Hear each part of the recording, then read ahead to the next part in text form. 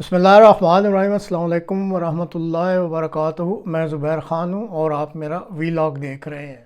یہ رانائی، یہ بیداری، یہ بے باکی، آج کے پروگرام کا یہ موضوع ہے۔ پاکستان کے میڈیا میں عام طور پر ایک ٹرم اسٹیبلشمنٹ استعمال کی جاتی ہے۔ عمومی فہم کے مطابق پاکستان میں اس سے حکمران اشرافیہ مراد لی جاتی ہے، جس میں پاکستان کی دفاعی افواج کی اشرافیہ، ہر قسم کی انتظامی امور کی اشرافیہ، ہر قسم کی مقننہ کی اشرافیہ اور ہر قسم کی عدلیہ کی اشرافیہ وغیرہ وغیرہ، یہ سب اس میں شامل ہے۔ غرضے کے سمجھ لیں کہ ہر قسم کی وہ اشرافیہ جو کہ ملک پاکستان کا نظام چلاتی ہے، اسے عمومی طور پر اسٹیبلشمنٹ کہتے ہیں۔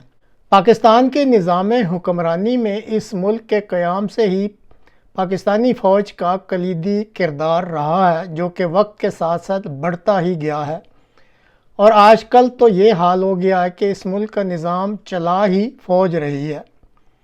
ایک مرتبہ احمدیہ مسلم جماعت کے چوتھے سربراہ حضرت مرزا طاہر احمد رحمہ اللہ نے اپنے ایک خطاب میں، جس کو میں اپنے الفاظ اور مفہوم میں بیان کر رہا ہوں، انہوں نے کچھ اس مفہوم کے الفاظ کہے تھے کہ پاکستانی فوج کی پاکستان کے انتظامی معاملات میں بے تحاشا مداخلت کے آگے اگر کسی نے کوئی بند لگانے ہیں تو یہ بند پاک فوج کی افسر اشرافیہ خود اپنی سوچ کو تبدیل کر کے ہی لگا سکتی ہے۔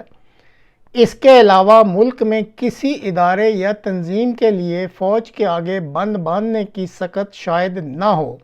جس دن پاکستان کی فوج کی افسر اشرافیہ اپنے کردار کو بانی پاکستان کی طرف سے مقرر کردہ اصولوں کے مطابق ادا کرنا شروع کر دے گی، اسی دن سے ہی اس ملک میں تبدیلی آنی شروع ہو جائے گی۔ پاک فوج کے ساتھ ساتھ یہی جو قائد اعظم کا اصول ہے، یہ ملک کی اسٹیبلشمنٹ کی دیگر اشرافیہ کے لیے بھی ضروری ہے کہ اس طرح عمل کریں۔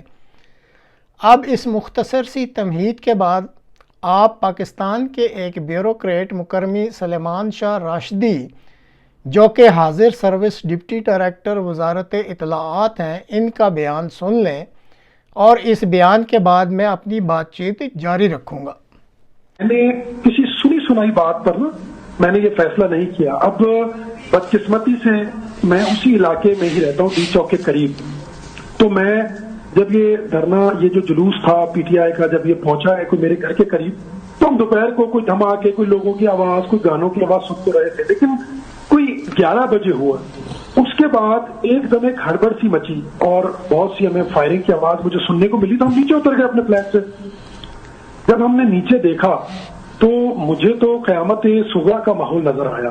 لوگ بھاگ رہے ہیں، اس میں نوجوان بھی تھے، اس میں کچھ بوڑھے بھی تھے، اور ظاہری بات ہے میرے لیے یہ بہت ایک پرسوز ایک لمحہ تھا کہ جب میں اپنے ملک کے لوگوں کو دیکھ رہا ہوں اور ان میں سے کوئی بھی مسلح نہیں تھا۔ ایک نوجوان لڑکا میرے قریب آیا، ہم اور بھی 2-3 لوگ کھڑے ہوئے تھے، تو وہ آیا، اس کی ٹانگ پہ گولی لگی ہوئی تھی، اور وہ مجھ سے پمس کا رستہ پوچھ رہا تھا کہ بھائی مجھے پمس کا رستہ بتا دیں تاکہ میں چلا جاؤں۔ خیر ہم تو ظاہری بات ہے کیونکہ وہ ہنگامہ اتنا ہو رہا تھا، ہم اس کی مدد نہیں کر پا رہے تھے، لیکن بہرحال کوئی ایک ٹیکسی والا گزر رہا تھا، اس نے اس کو جلدی سے بٹھا کے وہ وہاں لے گیا۔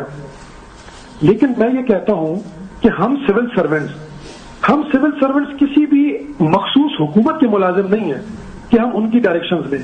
ہم سول سرونٹس ریاست پاکستان کے ملازم ہیں، اور ریاست پاکستان کے ملازم کی حیثیت سے ہم صرف آئین اور قانون کے پابند ہیں۔ اگر کوئی بھی حکومت آپ سے ماورائے آئین یا ماورائے قانون کوئی تقاضا کرتی ہے تو میرے خیال سے سول سروس کو وہ نہیں کرنا چاہیے۔ اب میں تو ایسی کسی ذمہ داری پر تعینات نہیں تھا کہ میں اس طرح کرتا، لیکن میں نے جو کل حالات دیکھے تو میں پوری رات سو نہیں سکا، اور اس کے بعد پھر میں نے یہی کہا کہ میرے خیال سے میں کم از کم یہ حصہ ڈال سکتا ہوں ملک و قوم کے لیے کہ میں سسٹم سے اپنے آپ کو الگ کر لوں۔ میں نے کوئی سنی سنائی بات نہیں، میں نے خود اپنی آنکھوں سے دیکھا ہے اور کانوں سے سنا ہے، لوگوں کو بھاگتے ہوئے دیکھا ہے، لوگوں کی میں نے چیخو پکار سنی ہے، میں نے ان کو دیکھا ہے۔ ایک نوجوان لڑکا میرے پاس آیا کہ بھائی اگر آپ میری یہ موٹر سائیکل کھڑی کر سکتے، ہم تو اور ہم مدد بھی نہیں کر سکتے تھے، ہم اتنے خوف زدہ تھے۔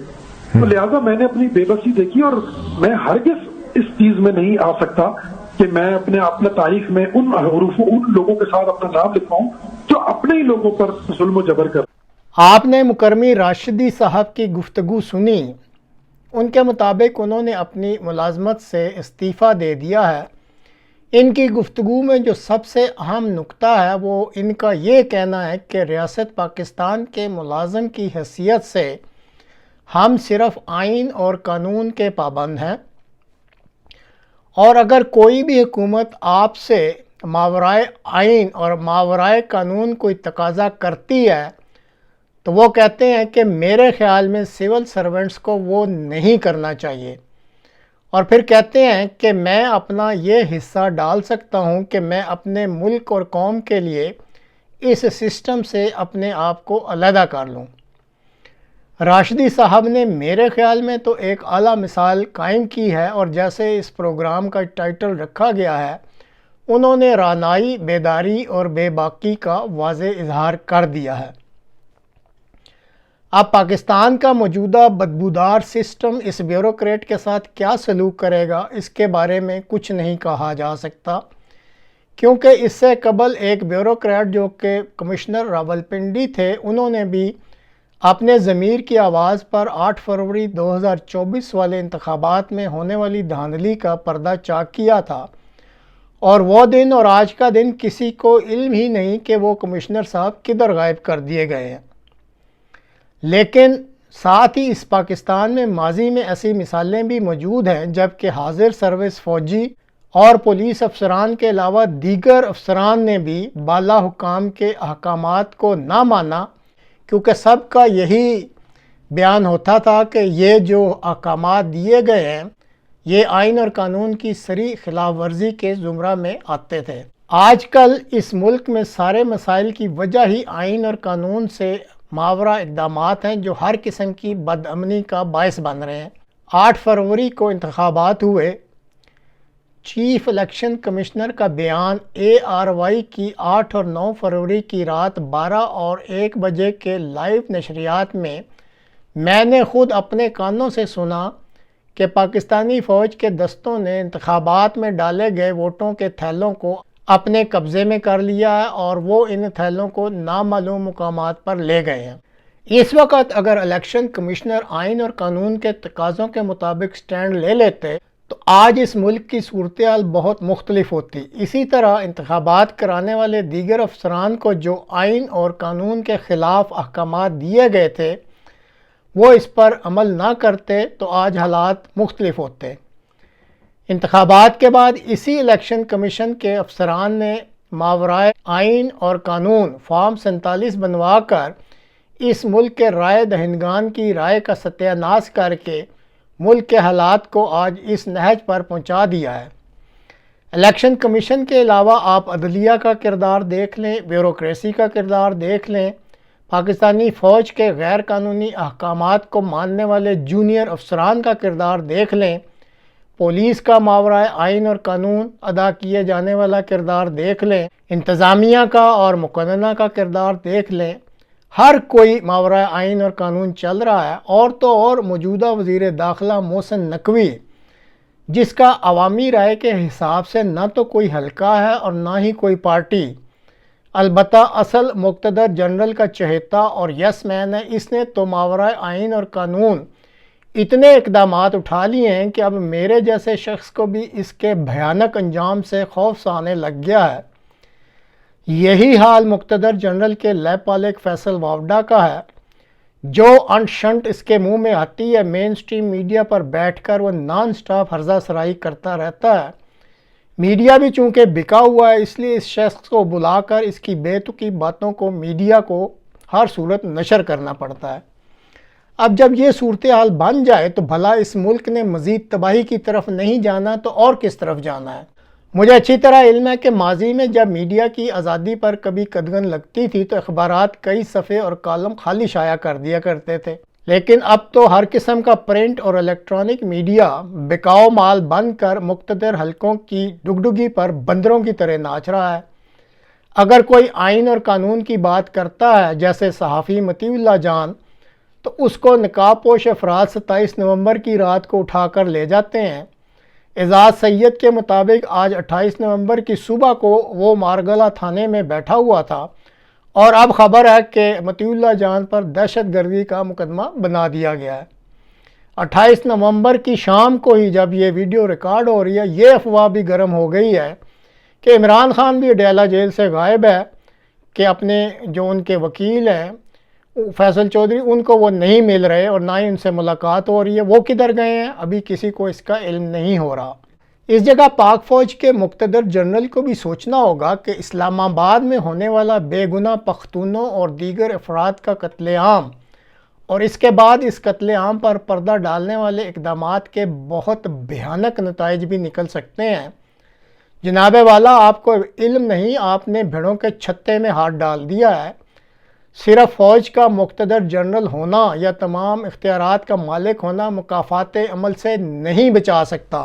اپنے پیشرو جنرل مشرف کے حالات کو کبھی پڑھ لیں۔ صرف دسمبر 2003 میں اس کمانڈو جنرل پر جو ملک کا صدر بھی تھا 2 قاتلانہ حملے ہوئے تھے، اور پھر جولائی 2007 میں اس کے جہاز کو بھی زمینی فائر سے نشانہ بنا دیا گیا تھا۔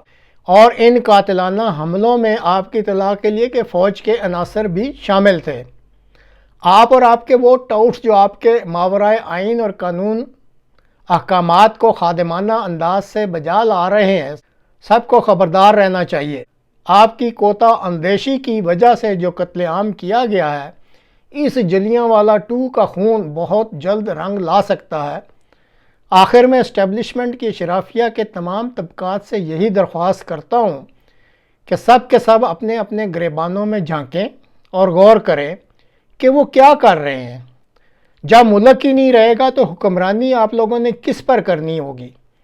وزارت اطلاعات کے ڈپٹی ڈائریکٹر سلیمان شاہ راشدی نے آپ سب کو ایک رستہ دکھلا دیا ہے۔ ایسے احکامات جو ماورائے آئین اور قانون ہیں، ان پر عمل کرنے کی بجائے اپنے ضمیر کی آواز کو سنیں اور ایسے سسٹم سے جیسے راشدی صاحب نے علیحدگی کا اعلان کیا اعلان کر دیں، تو پھر آپ بھی قوم کے لیے رانائی، بیداری اور بے باکی کا رویہ سامنے لے آئیں گے۔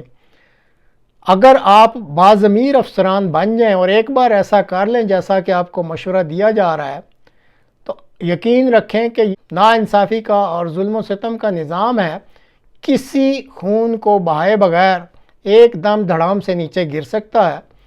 باقی آپ کی مرضی، اگر ایسا نہیں کرنا چاہتے تو پھر قدرت کا انتقام تو اپنا راستہ خود ہی ڈھونڈ لیا کرتا ہے۔